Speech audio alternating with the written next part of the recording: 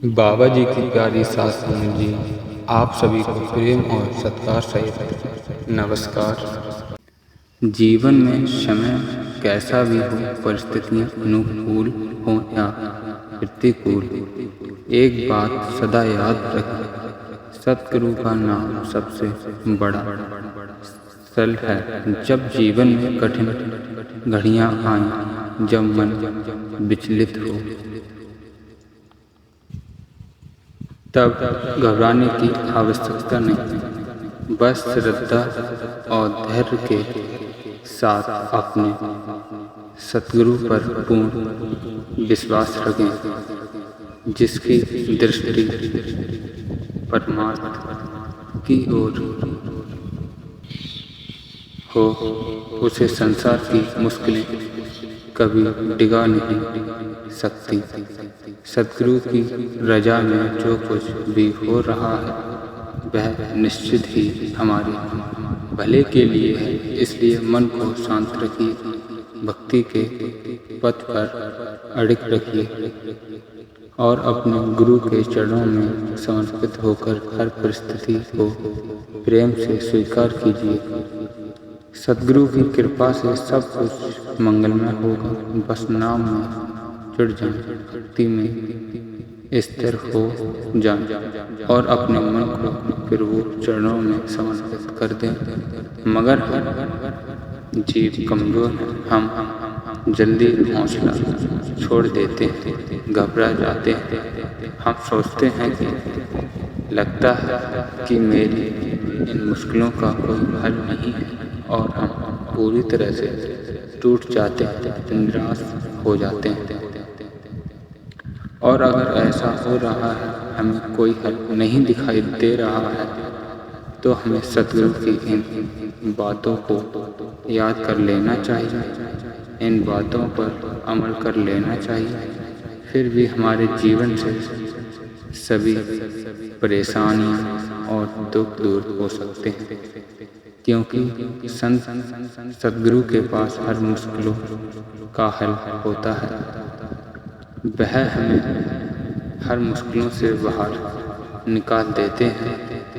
ऐसे ही हमें समझाने के लिए संत सतगुरु एक कहानी का सार लेते हैं, ताकि हमें अच्छी तरह से समझ में आ जाए।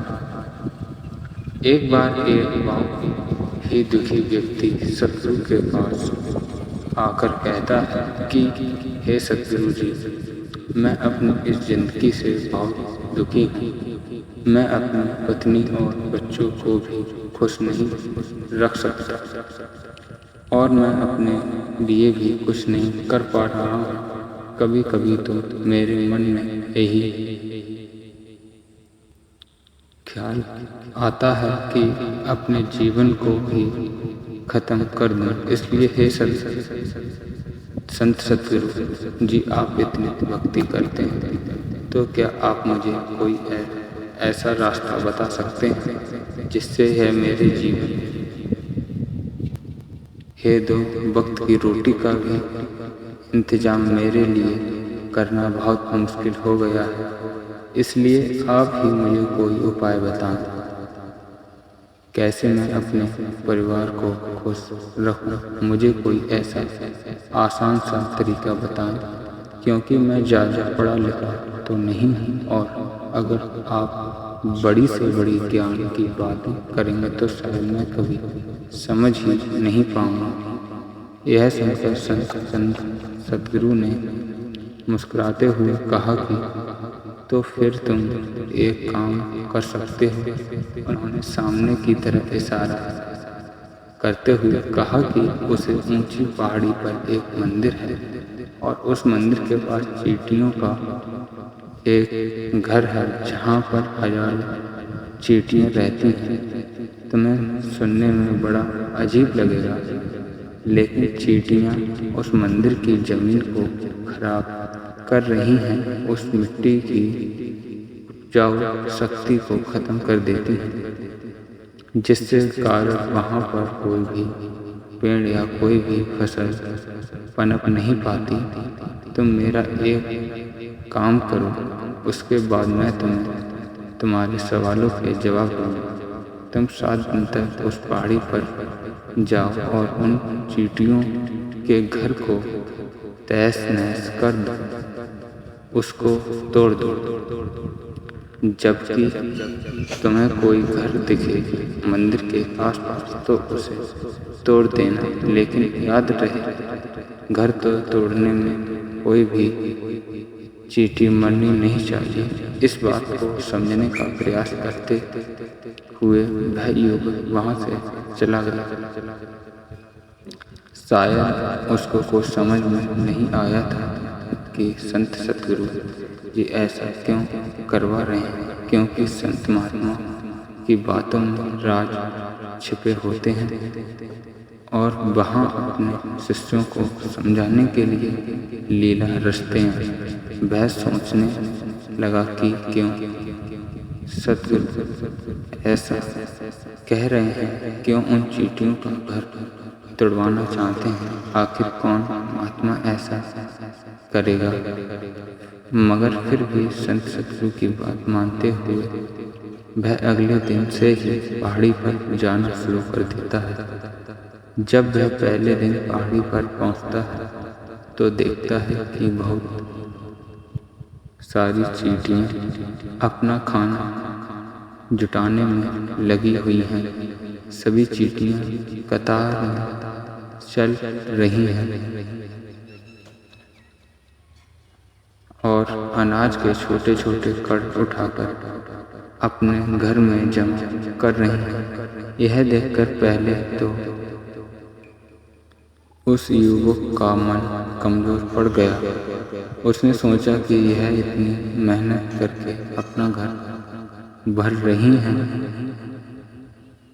और मैं उनका घर तोड़ दूंगा तो उनको कितना बुरा लगेगा। मगर फिर उसने उन महात्माओं की बात याद करते हुए उस घर को तोड़ना शुरू कर दिया और जल्दी ही चींटियों में हाहाकार मच गया।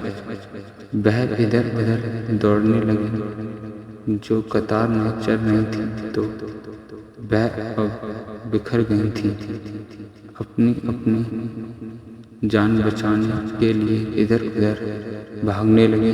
थोड़ी देर में घर टूट गया और यह करने के बाद वह व्यक्ति दुखी मन से अपने घर लौट आया। उसका मन परेशान था, दुखी था, पश्चाताप से भरा हुआ था। फिर वह अपने बिस्तर पर लेटे सोचता रहा कि अब तो उन चींटियों का घर तबाह हो चुका है। अब वहाँ वापस जाने का क्या फायदा होगा, क्योंकि चींटियों के घर को तोड़ने के लिए महात्मा जी ने कहा था, जो मैं कर चुका हूँ।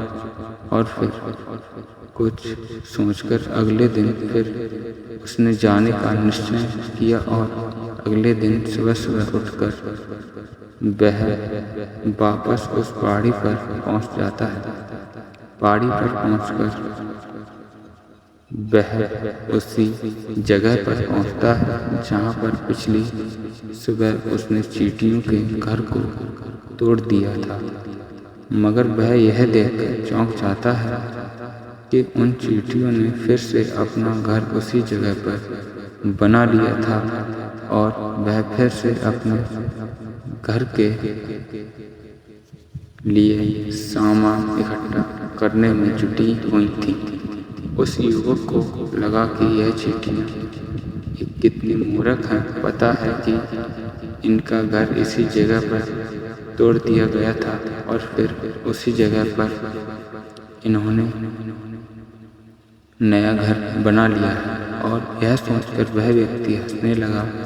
मगर फिर से महात्मा की बात याद करते हुए उसने उन चींटियों का घर फिर से तोड़ दिया। फिर से उन चींटियों में हलचल मच गई और थोड़ी देर में चींटियां इधर उधर अपनी जान बचाने के लिए भागने लगी। कुछ ही देर में उनका घर फिर से टूट गया और वह व्यक्ति थोड़ा संतोष भाव से कि इस बार तो मैंने उस घर को अच्छी तरह से तोड़ दिया है, अब तो वहाँ चींटियाँ यहाँ पर अपना घर बना ही नहीं पाएंगी। और इसलिए जाने से पहले उसने उस घर पर ठंडा पानी भी डाल दिया ताकि चींटियाँ वहाँ पर अपना घर ना बना सकें। और इस तरह से अपना कर्म पूरा करते हुए वह व्यक्ति फिर से अपना घर लौट आया। आज रात समय वह व्यक्ति यही सोच रहा था कि क्या वह महात्मा सही काम करवा रहा है, क्या किसी का घर तोड़ देना किसी सिद्ध पुरुष को शोभा देता है, और क्या पता वह महात्मा सिद्ध पुरुष ही हो ही ना तो क्या होगा। अगर वह मुझे बेवकूफ़ बना रहे हैं। लेकिन फिर उसने निश्चय किया कि मैं अपने काम को पहले पूरा कर लेता हूँ, उसके बाद ही पता चलेगा कि वह महात्मा मुझसे ऐसा क्यों करवा रहे हैं। और यही सोचते सोचते वह रात को सो जाता है। अगले दिन सुबह उठकर वह फिर से उस पहाड़ी की ओर जाता है। पहाड़ी पर पहुंचकर वह उसी जगह पर पहुंचता है जहां पर उसने उनका घर तोड़ दिया था, और वह यह देखकर खुश हो जाता है कि वहां पर कोई भी घर नहीं था। सभी चींटियां वहां से भाग चुकी थीं। और फिर उसने सोचा कि अब मेरा रोज रोज आने का क्या फ़ायदा होगा, क्योंकि चींटियां तो अपना घर बदल चुकी हैं। और महात्मा जी ने मुझे 7 दिन बाद आने को कहा था, लेकिन आज तो तीसरा ही दिन है। अब बाकी 4 दिन वापस आने का क्या फ़ायदा होगा। और यही सोचकर उसने निश्चय किया कि यहाँ से वह सीधा उस महात्मा के पास जाएगा और उनको यह पूरी खबर बता देगा। जब वह वापस मुड़कर उस पहाड़ी से कुटिया की तरफ जाने लगा, तभी उसकी अचानक नज़र एक और घर पर पड़ी जो कि चींटी का ही बना हुआ था। मतलब कि वह घर चींटियों ने ही बनाया था, और अब वह चींटियां नए घर में बस कर चुकी थीं। यह नया घर उनके पुराने घर से थोड़ी ही दूरी पर था।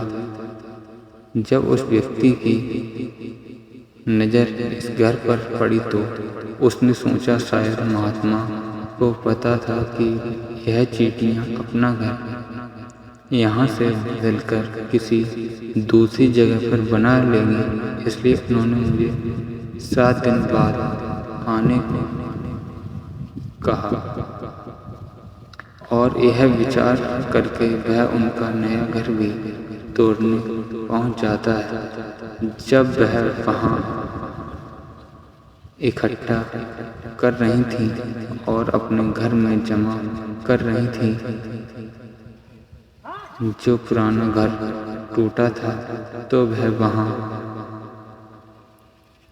से भी अनाज के कट बचे थे और चींटियां वहां से भी अनाज इकट्ठा करके अपने नए घर में ला रही थी। अब यहाँ पर फिर से व्यक्ति का मन थोड़ा कमजोर पड़ गया, क्योंकि वह खुद साथ संग जी इस कहानी का दूसरा पार्ट चाहिए तो आप हमें कमेंट में बता सकते हैं।